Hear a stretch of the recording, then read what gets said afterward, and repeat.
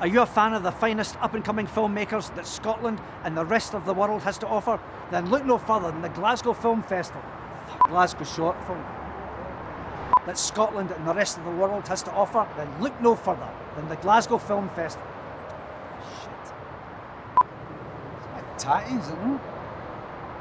Look no further than the Glasgow Glasgow Short Film Festival.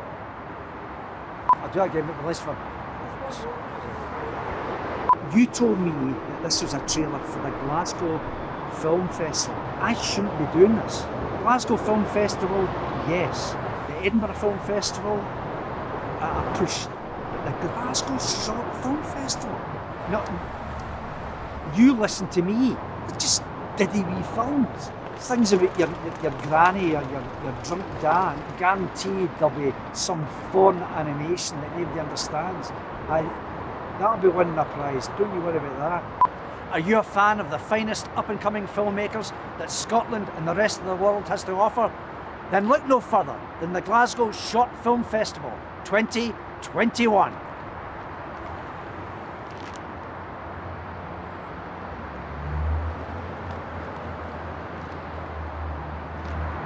Could do a lick of paint.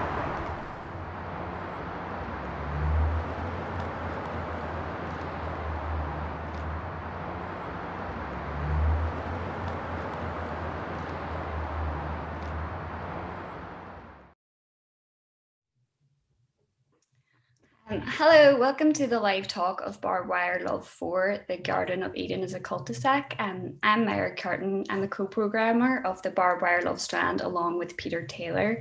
And I'm delighted to introduce Simon Aeppli, who is going to be doing this talk today. So even though Simon was born in Eden, which is outside Belfast in Northern Ireland, and he makes this personal work about the legacy of the Troubles or these untold histories.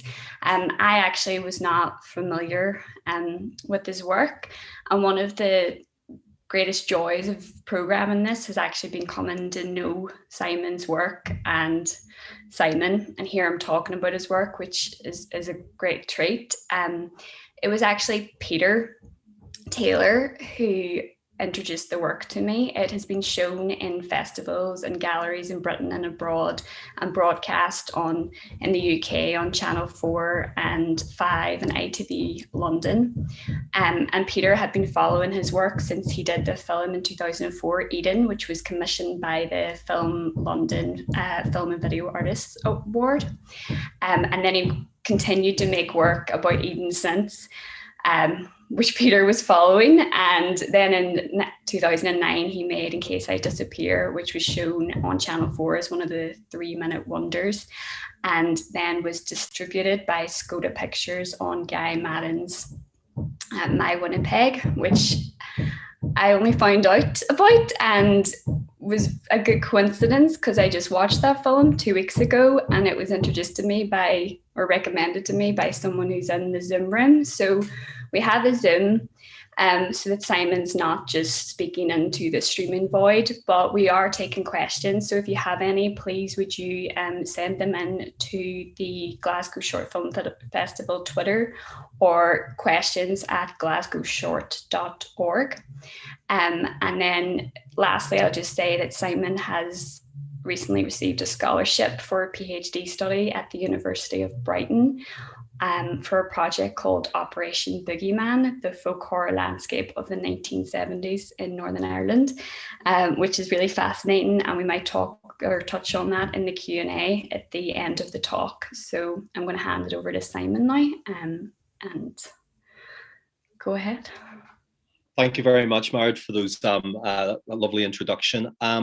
I'm sort of making the assumption here that everyone has seen Eden and Ancestral Houses, and some of you may have seen some of the other films that I've made. So if you haven't, feel free to email me and I can send you, it's a kind of ad hoc series of films starting with Eden and ending in Ancestral Houses. But I've also, as a body of work, written an essay around the work and made some book works. So if you're interested in any of that, do send me an email afterwards. But what I'd like to do today is just focus on Eden, Ancestral Houses, and Marid talked a little bit about In Case I Disappear. I think that's it's a short 3-minute film that I'll show as part of this talk, to give you a sense of some other approaches that I've done. So casting my mind back, it seems like a long time ago now since I actually presented the idea at Film London. How the commission came about was Artist Film and Video looking for projects around landscape, and I had a meeting, and the publicity photograph that we've been using, with Eden cul-de-sac, I actually just showed that image, and the commissioners found it very funny because I had heard this anecdote, and I don't know if it's true or not, but this anecdote that the kids in Eden had scraped off cul-de-sac because they thought it was Irish, and it sort of highlighted to me these sort of like strange things that were happening in my home landscape that I hadn't actually really thought about. So I presented the idea as really looking at the landscape of Eden as, of course, it's not an earthly paradise, but actually it's an industrial place, working class landscape. It's by the sea, by Belfast Lough. The railway line runs through it. So I was interested in the sort of tensions within this landscape that you have between the sort of the industry, the industrial landscape of the power station, and then these little cottages that just existed around the edges of the perimeter fence. And I set off, and I mean, maybe this has changed over the years, but I definitely set off with no real agenda in mind. I didn't really want the key thing I had in mind was that I was just going to find out what was there and just follow my instincts and follow my gut. But one thing I definitely didn't want to do was present this landscape through the lens of the Troubles. So Eden, I could have made a very different Eden where I had looked at, possibly some of the members of the local UDA or the local marching band. But I felt that those narratives had been presented by other filmmakers, and I felt that there was another story to tell, or another side of Northern Ireland that actually should be shown, that it's not dominated by this, these dark, very contentious stories and narratives around the conflict.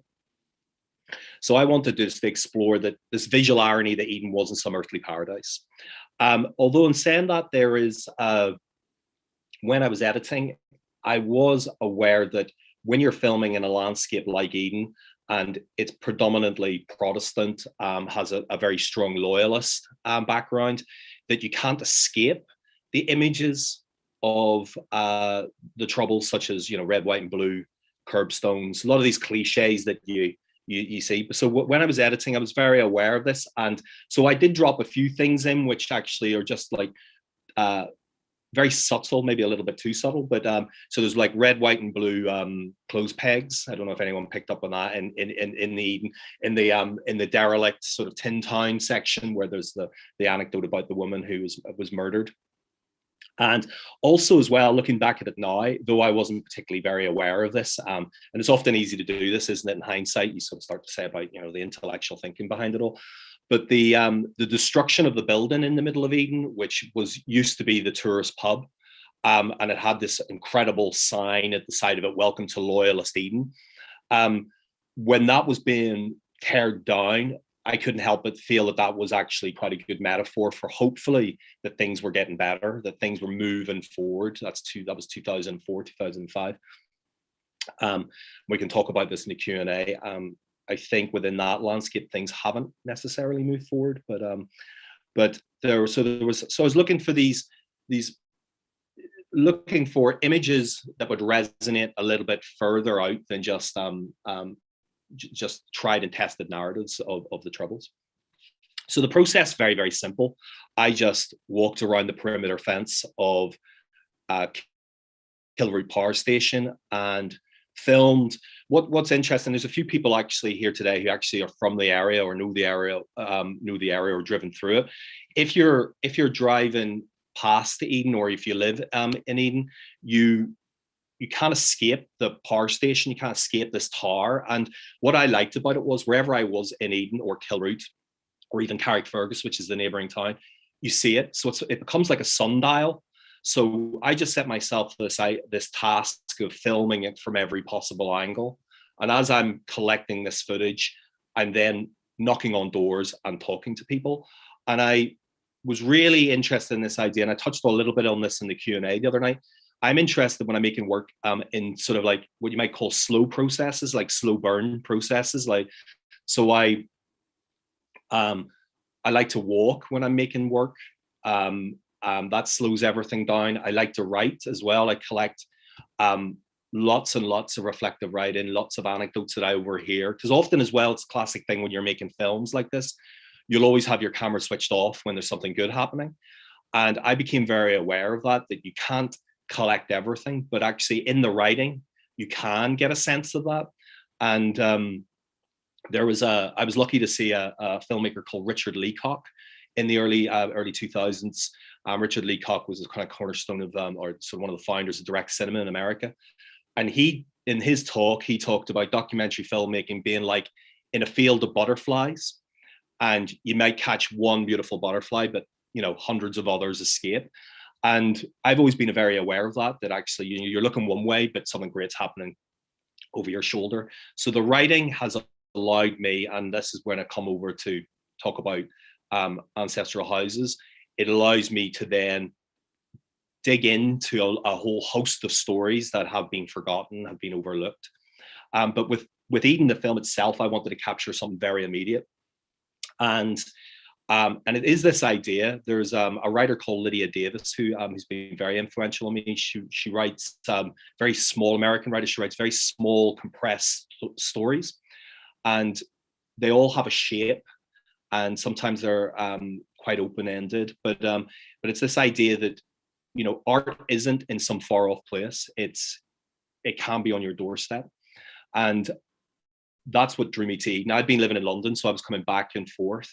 But there was this great tension as well, that it was my hometown, but I'd moved away and I was coming back. I remember one of the people I interviewed called me a blow-in. I'd never heard of this term before, but a blow-in is somebody who's left and then blown back in with a tinge of an English accent, which I have much more of an English accent nowadays.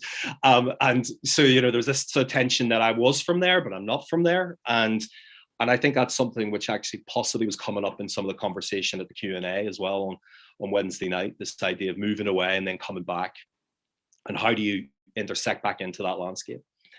So I was always interested, when I was making Eden, was this idea that it would be impressionistic, that the film would be lots of fragments. And I've always been interested in this, and this goes back possibly to my art school training, interested in detail and finding curious detail, not often interested in the whole picture. And so when I was making Eden, I was very aware that all I wanted to get were these kind of snapshots of Eden and these anecdotes of Eden. And I think there's a real relationship between what anecdotes are and what snapshots are, these compressed stories that happen. Sometimes they're humorous, sometimes they're not, but they're very condensed. And I was interested in trying to capture that type of material, but also in the edit suite, trying to give the sense of opening up a world for a very short period of time and then coming back out. So the rhythm of the film is coming back in and out of the power station. And I hope that it has that sort of sense of movement around. So how I went about finding the characters, I would walk around and I would talk, but also my mum would tell me about interesting people that she thought would be worth going to knock on their doors. And also my dad as well, he was alive at the time, and he would sort of say, oh, you might want to go and, check out such and such who lives by the tourist. And there's something great about Northern Ireland, or Ireland in general, and north of Ireland, is that we have a term for it. We say he's a great character, so it's already storytelling is embedded, I think, within the culture of Ireland. And I remember someone saying, like, we don't have any philosophers, but we have a shitload of poets. And there's like this relationship to poetry and to people wanting to tell you stories.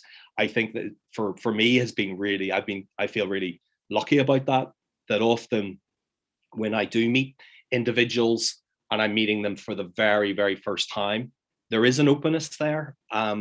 And I've worked very hard at trying to work with that idea of finding something very quickly. And rather than spending, well, it's a little bit different, the project I'm working on at the moment, the characters that I'm going back and forwards to and finding out more and more about. With Eden, Ancestral Houses, and a number of the other films that I've made, I'm not really knowing who I'm going to bump into. I like that idea of chance and coincidence.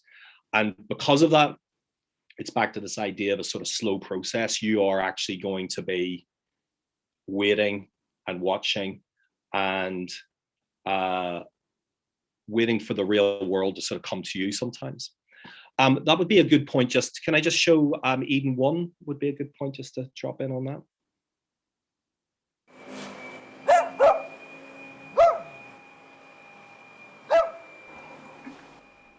And who's the little girl? Well, or is that a little girl, or is that a little boy? About 3 months ago, I got that at the dump. It was actually thrown out. So I tell everybody that's my granddaughter. Imagine throwing that out. It's wild.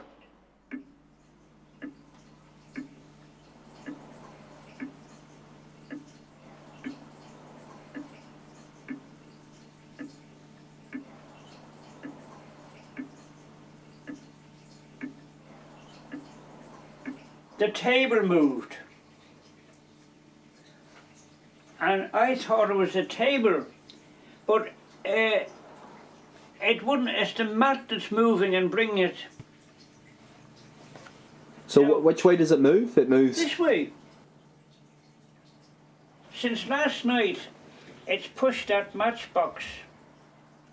And this morning, that one there wasn't out at the edge. You see, it was clear the edge. But since morning, it has pushed it out.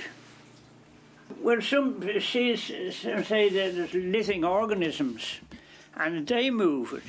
But I don't know. I can't hold with that. I can't understand that. And you see, there's a wee white spot there. It's almost disappeared. You see that there? That wee white thing there. Oh, aye. What's that? That there. Yeah. That's almost disappeared. Yes, I'd say that's my great granddaughter.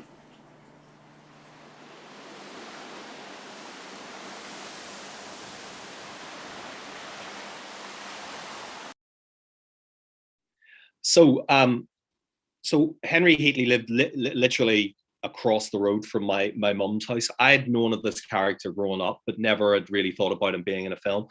And when I knocked on his door, he let me in, and then I started just talking to him about stuff. And then it was almost like I felt a little bit like I was being pranked, because there's like a real twinkle in this guy's eye that actually a lot of what he's telling me wasn't true. But I kind of loved that. And what was great about it was that when the section where I'm filming the photograph, that's afterwards. So I'd done all this interview material with him, and then I said, look, can I just get a few shots of all the stuff that's on your walls and the clocks and all the collections and stuff. And then he tells me this story, and now this has really stayed with me, this moment, because he essentially has liberated this photograph from the dump and then tells this story over the top of it, this lie over the top of it, to kind of keep it alive. He doesn't know who she is. And to me, somehow that sort of is quite a good sort of metaphor for filmmaking. It was sort of working with these images and manipulating them and telling a story over them. So it reminded me a lot of later on when I was looking at it. There's a great filmmaker called Alan Berliner. He made a film called Nobody's Business and Family Album. And Alan Berliner's worked a lot with sort of found footage, and he talked about orphaned images. And this idea that you take something that's an orphan and you hold on to it. So Heatley to me was like, excuse me, Heatley to me was working like an artist, but he wasn't aware of it.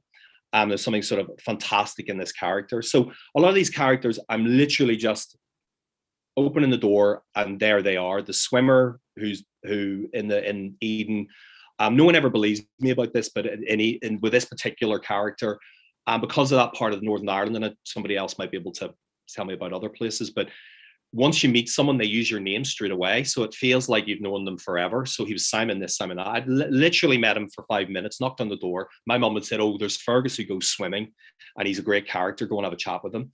So he brings me in and he takes me out to the garden, and then I set up the camera, and his blue trunks are on his blue Speedos are on the line. And then he's in his blue shorts with his blue hat. And he's calling me Simon. And it feels like I've known, when people watch that, they're like, they think that I've known for years, but literally that is me coming through the door. And that to me as a filmmaker is just gold. And it's about how you operate in the landscape. But when you're watching these films, it's easy to say this stuff that actually, oh, it just happened. But this is over a long period of time of me wandering around, sort of finding myself around that landscape. So it's about looking. And if you don't know how to look, you need to find strategies that help you look. And I've always been a big fan of setting myself rules. So I would set myself rules, stay around the perimeter fence of the power station, just filming my mum's hedge, just filming the notebooks, stay in South Armagh, don't leave those roads. So I always set up a series of rules or systems, which makes it sound a little bit grander than what it is. So once I finished Eden, I started Eden opened up a few doors in terms of commercial work. So I made a couple of documentaries for ITV and Channel 5. If anyone's interested, I filmed an Irish priest who used Irish dancing as his method to tell that the end of the world is coming. And so I was doing these more commercial projects. But what I was finding with this was the further away I was moving away from personal, meaningful material, the harder I found it to make the work. So though I was getting paid for projects, I actually always have this thing where I need to be working with material that feels that it means something to me, and then hopefully means something to an audience.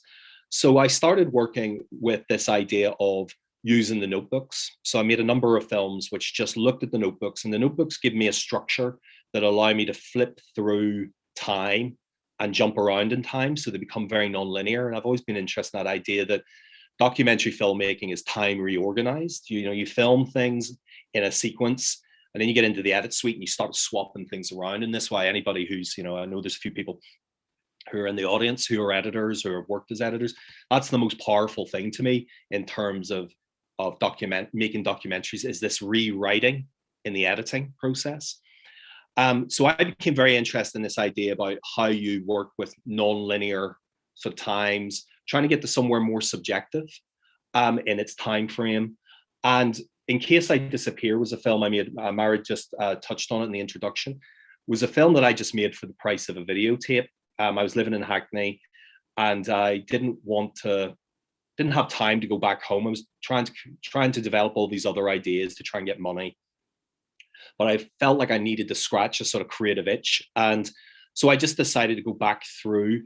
I always loved Chris Marker's Sans Soleil, and I always loved this idea that it's a sort of glorified home movie, and he had used all this footage and recycled all this footage for another projects that he was putting into this project. And so I went back through the rushes, and then there wasn't enough to make another Eden film, I felt. And then I started thinking, well, actually, I've got the notebooks, and I've got all these objects, and I've got things that are left over, old photographs. And I just started trying to capture a subjective feeling of Eden. And it was sort of starting to work. And then something really clicked for me. And this is why it's always interesting, where ideas don't always come from the center, they come from the edges. And I was trying to develop a project about some listening posts in Harrogate called Menwith Hill. Menwith Hill are these large golf ball shaped military installation. And there's loads of conspiracies about Menwith Hill. That's our Roswell. And I was walking around the perimeter of that with a journalist. We never got the money to make this film, but some of the people that we were meeting were telling us these wild stories about being zapped by non-lethal weapons, etc. And one of them sent me this email, and it said, "In case I disappear," and in the title, and then underneath was all this information, just in case I'm taken away by the NSA or by the Americans or by whoever, MI5, MI6. Here's this document. And it was just like, when I saw it, In Case I Disappear, I thought, well, it's like someone's life flashing before their eyes. What's left when you're gone? And I'm hoping when I pass away, that my kids just don't dump all my notebooks in the skip somewhere, or that there's something left, and maybe that's why we make films. So there's something left of us. So I became interested in this idea that we're sort of archives. We ourselves are archives, that we hold these stories. So I made this film called In Case I Disappear, and then made it for with no funding, just which is great these days, because when we're thinking about COVID and stuff, made it in my bedroom. And if we can show that now, it's three minutes. So if we can just go into that now, In Case I Disappear.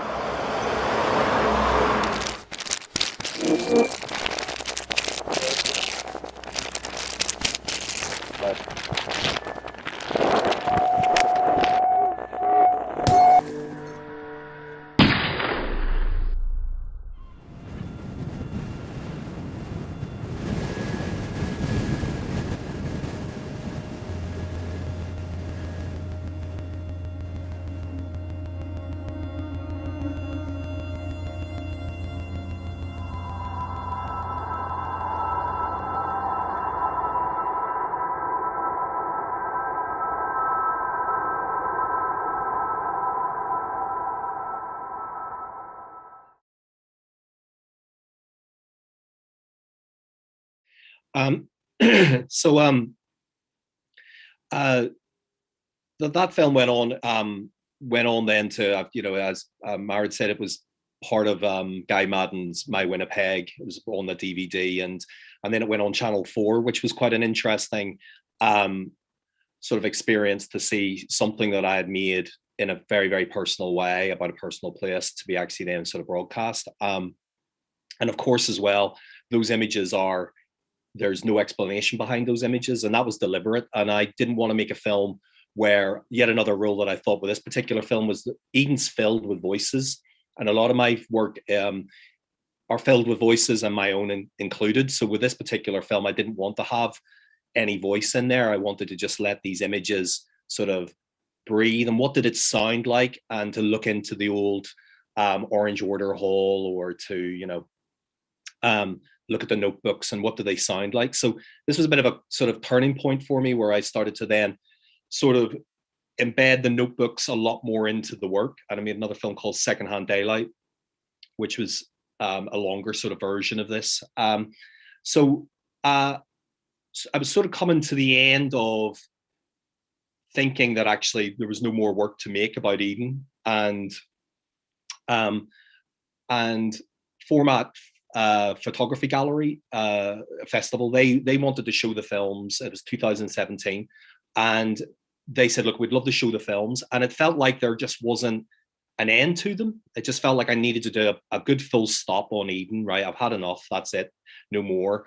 And so I had this idea when I was going back and forth. I'd been taking photographs of all the houses in Eden, and I've been doing this for years. And I just thought about this idea about going back and filming what's there now, you know, what's left nearly 10 years. Well, I think it's like, what was it? Nearly 13 years later.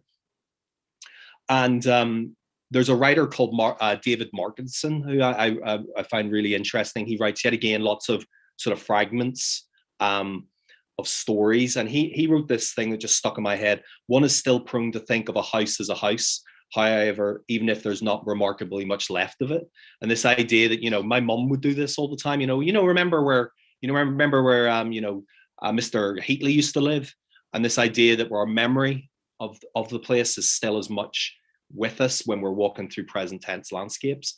So I went back, and it was just yet again, very simple idea of collecting the stories, talking to people around who lived around, see if they could remember anything about those people who lived in those houses, my mother's stories, my memories of it, going back through my notebooks. And it was sort of looking at these houses. They were like tombs, and the traces of the people were still left there. And I sort of felt, because the traces were left there, there was still the sort of trace of the people and the trace of their stories. So I started building up a kind of structure bit by bit with this. This was a harder film to make because in one way I wanted to sort of finish things off. But of course, if you're making anything about a landscape, landscapes are continually changing. And now when I think about Eden, I think about, well, actually, if you've watched Ancestral Houses, the hairdressing story that I tell you about Robin, and I'd taken photographs and video footage of that shack for years. Now there's a new build on top of that place. And I sort of feel like, is there a film now where I go back and sort of interview the people who now live on top of the places where I used to film? Because actually Mr. Heatley's house has been done up. The couple that at the beginning of the Eden film, my sort of Adam and Eve at the beginning of Eden, who were at the beginning of that film, they're gone. That shack that's gone.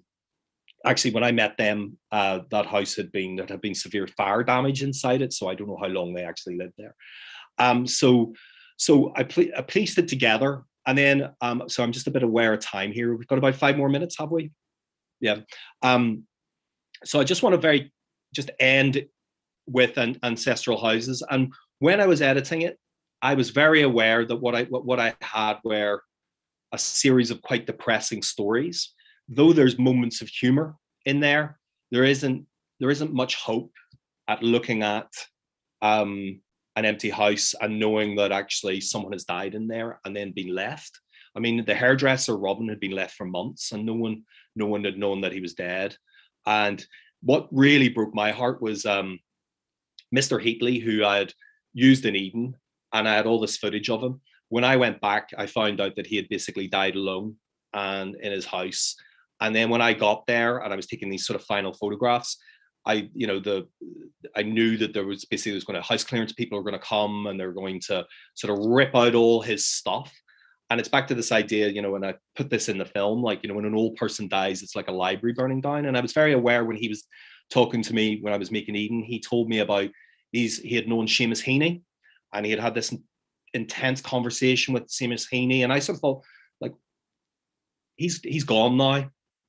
So I felt a sort of duty to sort of tell his story at the end. And that's why he's the only character that I actually put the final moving images of him in at the final film. And I just sort of felt actually I sort of owed it to Henry. So I just want to finish up here and finish with Henry, the final clip, which is Ancestral Houses.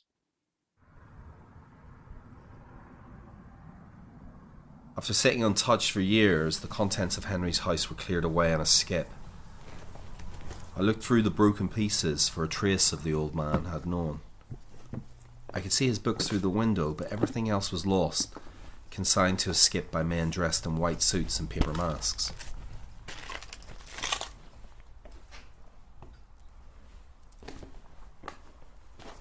Soon after, some kids got in and started a fire, so the estate agent boarded up the windows and doors, making the house like a tomb. I heard once, when an old person dies, it's like a library burning down.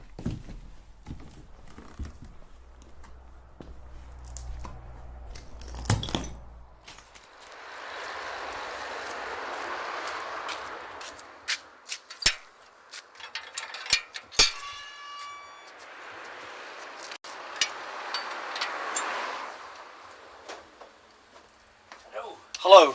Come in. How you doing? What's it say on the actual? Well, it's at a meeting held on the 10th day of July 1953, Covered and Amelia Galia awarded this certificate in recognition of the bravery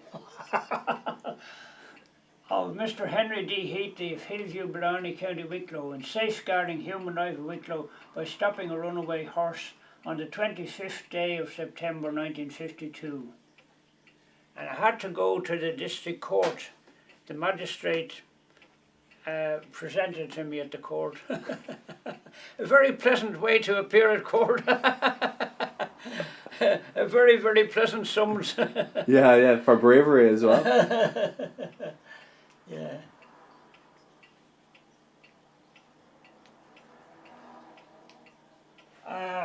If it had to be done again, I don't think I would have done it. If it should ever happen to you, shout at the horse. Horses are very, very quick to obey. And I knew enough about the psychology of the things. They know their master. They know their beat when they're beaten. And I ran up the road and faced the horse and I said, stop, stop, stop, stop. And the horse stopped. And that's what it was. The horse shouted the horse to stop. And there was nobody more surprised than I when it. Oh dear, oh dear, oh dear, oh dear.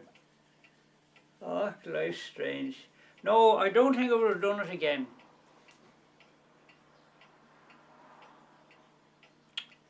Looking back, I don't think I would have done it. So I'll just end with Henry there. But what I loved about this moment was like this sort of act of bravery, and also reflecting back on the little girl and the thing that he found in the dump. I was sort of wondering whether that even really happened, whether he just made that up. But I think he really did stop the horse, because he seemed to know quite a lot about stopping a horse.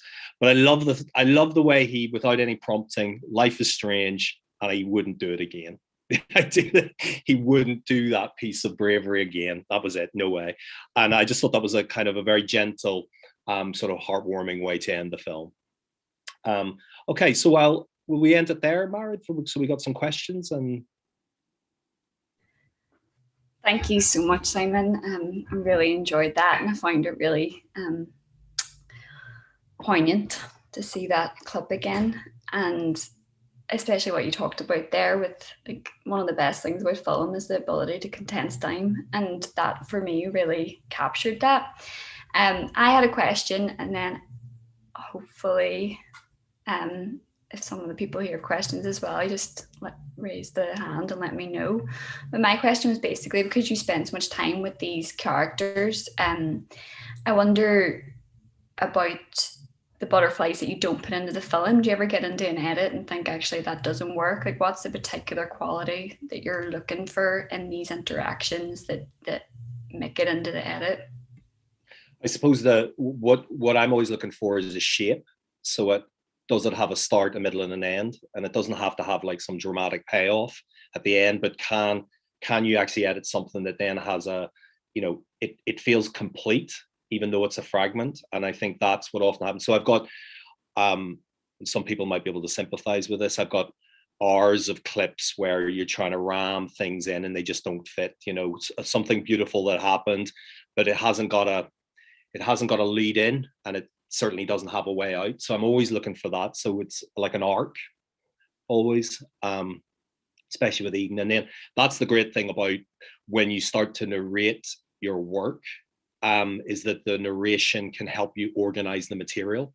So it helps you organize ways ins and ways out, and that's where it becomes very useful.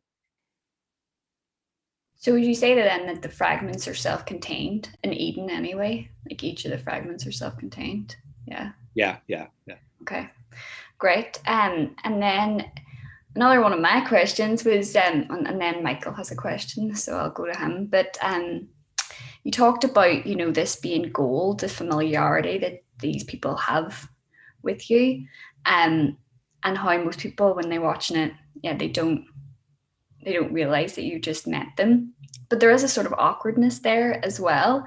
So I'm just wondering, how much would you describe the films as intimate, or like what is that kind of, why is familiarity gold, I suppose?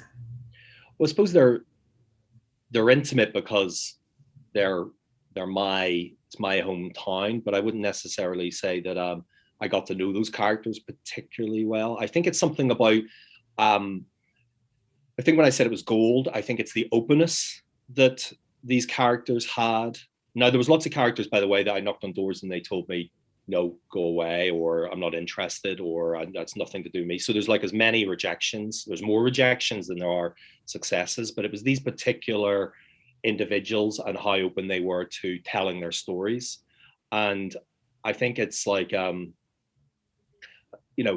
is something about that. I think it was Paul Watson, the observational documentary filmmaker, said about, society would be better if there was a documentary crew on every street corner, so you could have this opportunity to go and just like sort of offload. And I think, when you start making documentaries, sometimes you can be very cautious about people, or cautious that they won't open up. But actually, from my experience, people do. And there was another project that I made in Armagh where I asked people to, rather than interviewing them, I asked them to tell me a poem or sing me a song. And people just had poems up their sleeves, literally. It was just like, off they went, very open to be in front of the camera and to actually share. Maybe this is something to do as well about how you approach as well. It's just me with a small camera. I haven't got a big crew, I haven't got a PA knocking on the door beforehand, or a producer, ringing them up beforehand and giving them lots of time to think about it. So there is an immediacy to it, maybe more than an intimacy. And thank you, Michael. Yes, Simon. I asked about the role of the humor in your work. Like, I think, especially in Eden, there's just like a really nice kind of warm sense of humor. And is that something that you kind of had an intention going on with? Because I know you said you didn't want to make a film looking at Northern Ireland about the trouble. So it's because I think the humor is kind of disarming, like in a good way, that brings us kind of further in. So is that something that sort of comes naturally, or is it something that you're sort of aware of very early on? I think it's about it's a hard one. It's hard to divorce your personality from these things sometimes. And I'm not going to say that I'm a really funny person, right? And then, maybe somebody who knows me might be able to back me up on that. But but humor is part of who we are. And that's a big, massive generalization. But I think Irish people, Northern Irish people, that's ingrained. It's a bit like the stories. And when I think about some of the funniest people I know, they're all from the north of Ireland.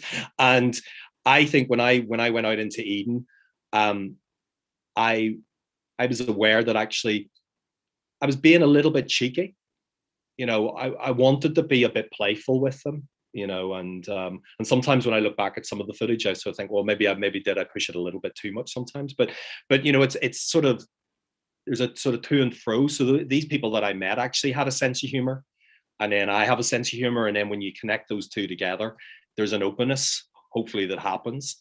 But I didn't genuinely go out to say, well, I'm going to make a funny film. I think if you do that, then your film will never be funny. Because I don't think I'm particularly very good at writing comedy in any way, but I think in those interactions, and often as well, like little tricks that I've done in the past as well, which actually help, is like, I did in Eden, and I did it in this other film in Armagh, where I try to frame the shots like I'm taking a still photograph. And that sometimes is disengaging for the character. So in Eden, that couple who were really, really funny and kind of, though, a little bit intimidating at times, it sort of generates a humor that's sort of there. Thank you. Phil? I really love the films, and it's kind of following on from that comment about humor. One of the things I find quite confusing about them, and I've watched them a couple of times now, maybe 2 or 3 times now, is that when you're watching them, they feel quite slight. They feel very easy, and as you say, quite funny, but they leave quite a strong impression. And the impression is kind of, belies the lightness of touch, which is really impressive to do, but it's quite hard to understand as you're watching what's going on. And it's actually, when you were talking there, Simon, that what I thought of was Sebald talks about the uncanny as a key to unlock reality, as a key to unlock the real.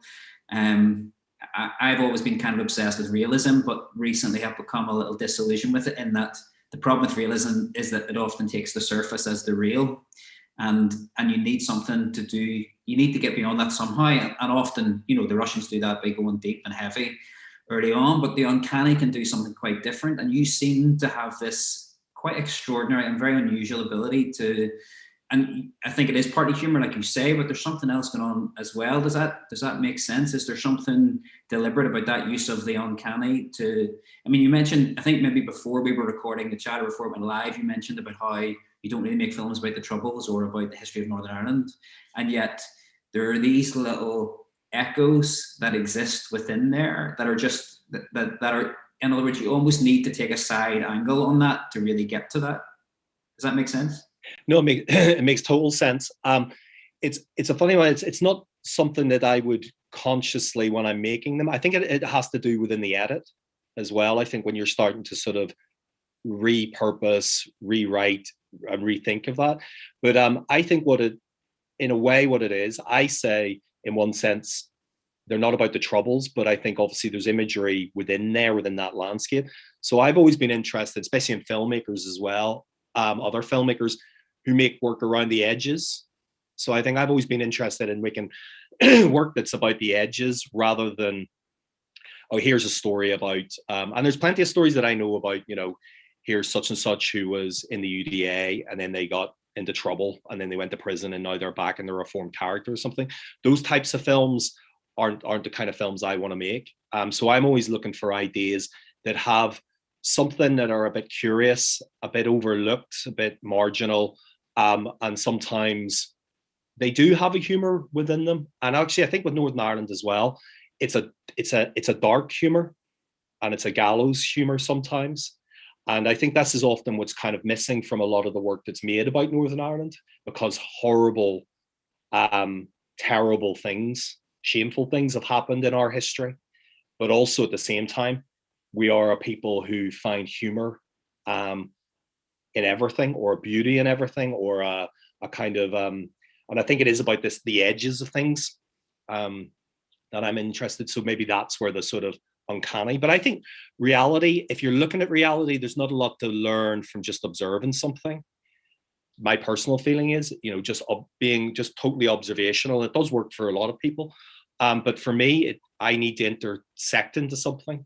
I need to, push or prod or try and manipulate it in some sort of way, rather than just taking reality at face value. Although, the short film, sorry, just to go back there, the short film with the very fast kind of cutting notebook so on, I don't think I've ever seen a film that feels as real to the process of the unconscious as that, where, we think of the real as this linear thing, whereas the mind is constantly just buzzing all over the place, and these images appear and then disappear and flicker past. And, that film does, it almost takes realism to a new space, you know, in that kind of way. Oh no, thanks for that. No, that was sort of the intention, was this idea of using real material, but it's the editing and the rhythm that gives it a non-linear feel. But also as well, like if you think about how we remember films, we never remember films in their entirety. We remember moments, and we forget things, and we reimagine things, and we make stuff up, and you know, so it's about that sort of subjective feeling, which I've always been. I actually sometimes put that in my statement, you know, subjective first person filmmaker, because I'm saying, look, this is me and this is what I'm doing, so it's subjective. I'm not trying to be objective and tell anybody else's sense of history but my own. But I think with that particular film, that's a film about that is a film about coming from a Protestant background and the heritage of that, and sometimes an unwanted heritage, you know, which we can go into more detail maybe on another talk. Thank you for that. I think it's like subjective realism, and I think you made a really interesting point about humor, because it feels like in Northern Ireland a lot of the time it's either horror or humor, and they're not able to coexist. And I think that that's what the trick of this, or not the trick, but the beauty of these films is that the humor holds it together. It's not a way to avoid something. Do you know what I mean? It's a way to actually address it. But Stuart has a question, and then I have a question that's been sent in as well. So Stuart, go ahead. Thanks, Simon. That was really, really great. I was just wondering, when you mentioned, you were just talking about, you know, you thought that maybe you'd come to the end of your Eden films. I don't know whether, did you actually genuinely believe that? Or I just feel like, you know, there's something that's always kind of drawing you back to there. And I wonder, is there going to be a feature, you know, in 30 years' time when you've collected all the pieces together? I'm in for that, by the way. And then I guess the other thing I wanted to talk about is like your approach to it. Is it, you know, is your approach to this film, is it different when you're doing other films? You know, because Eden is so personal and so close to you. I know you did that film in Armagh, it has a similar style. You know, was that even different? Because, you know, you weren't, you know, so close and so personal with it. And say you were going to make another film like this, and I really, really love that kind of style. Would it be different if it was, you know, in America or, you know, Europe or something? No, that the second question is great, actually, because it's about, when you make films, it's like each film's preparation to the next film. And so you think you finished something, but actually you haven't really, and then you sort of forget about it, and then it comes back around. And I've always been interested in this term, like the idea of haunting, but not in that supernatural sense, in terms of like, you know, haunted by a ghost, but the haunts, like, you know, so I'm returning back obsessively to these places. And I've tried to make one, well, funny enough, there's an Eden, and it's in America, and it's like half the population of Eden is in prison. It's got a massive and I tried to get some money for that, but that wasn't successful. But now you've said that, it's sort of sparked, because I always wanted to do that. I always wanted to go to another Eden and wander around. And actually, interestingly, that Eden in and I've totally remembered, it's escaped my mind now whereabouts in America it is, but it had a long history of sort of Ulster Scots and migration coming there as well. So I sort of thought maybe there'd be another Eden there. But I suppose it's about you learn from each film. And if I went back to make Eden now, I think it might be a slightly different Eden, because that landscape has changed so much. So it's how you respond to what's in front of you. The South Armagh film was different because I was driving around a lot more as well. So I think I wanted to kind of get that rhythm in. With Eden, I think it has a more sedate pace, because actually I'm moving around. But a feature about it would be great, and I've often thought about that, actually. But maybe I've missed the boat on that one, because a lot of these characters are gone, and I'd maybe have to repurpose them in somehow. But yeah, I don't know if that answers your question, Stuart. It's like kind of this idea about, I suppose, each landscape that you enter, you're going to approach it in a slightly different way, because it's a different time and it's a different place. But if anyone wants to, you know, push the funding behind an Eden film in America, please do. I love That's a good question. It's a good question. That leads quite well onto this question that Ross McLean sent in. So he said, as someone from Carrickfergus area, I always feel a sense of familiarity yet alienation upon returning home after a long stretch away. I couldn't help but feel this sentiment and how the film represents the landscape and those within it. So I'm wondering, is it necessary to have some sort of distance to maintain that inquisitive, critical eye, or maybe even to maintain your own sanity? I think that leads in quite well. Yeah, I think that's something I've thought about a lot over the years. It sounds very grand, but wasn't it? Wasn't it something I think it was Ernest Hemingway had to move to Paris to write about America? And I'm not saying like in any stretch of imagination this is on the same level, but it's this idea that being away allows you to reflect back in a different way than actually being there and living there. And I think that's what I've been interested in, is this idea then, how do you work with the everyday? How do you work with something that's very familiar, making films on your doorstep? And I suppose, though this is my hometown, I am coming back to it with fresh eyes each time. And that's where, Ross, I hope that answers his question. Yeah, that's kind of it. Okay, so we've got 3 minutes left, and Peter has asked big questions. If you can answer this in 3 minutes, that'd be great. So, not a filmmaking question, but do you think Eden is a metaphor for loss, change, regeneration, loss in Northern Ireland more generally, or are the changes much more specific, i.e. did the building of the power station there really negatively impact the area? Wow. I suppose what's interesting about that, if you went to Eden now, all of you could make a different film about Eden. So it's about your personal subject position. You're always about your subject position. Where do you place yourself within the materials? So, someone could go now and make a film about Eden. It'd be very, very different. And it could be about the Chinese takeaway, or it could be about maybe there's a character in Eden who's doing something very, very different than, than what are in my films.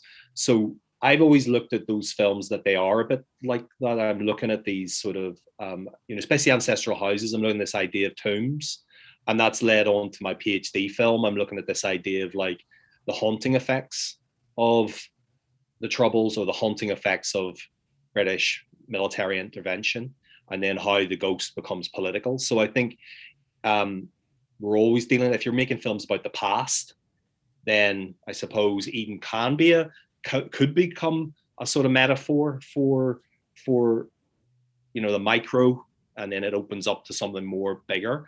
But in terms of the power station, I read that the power station is actually going to be decommissioned. And there was an interesting thing about, I think it was Danny Morrison tweeted about how then the irony that actually maybe the North might need to rely on the South for electricity. So, there are these metaphors that are already sort of inbuilt within the structures within Eden, but then also you could do that anywhere, I think, in Northern Ireland, anywhere in pretty much any street in Belfast or outside of Belfast. You could go and you can find these stories, and you can find these visual metaphors that actually probably do open up to a wider context of Northern Ireland.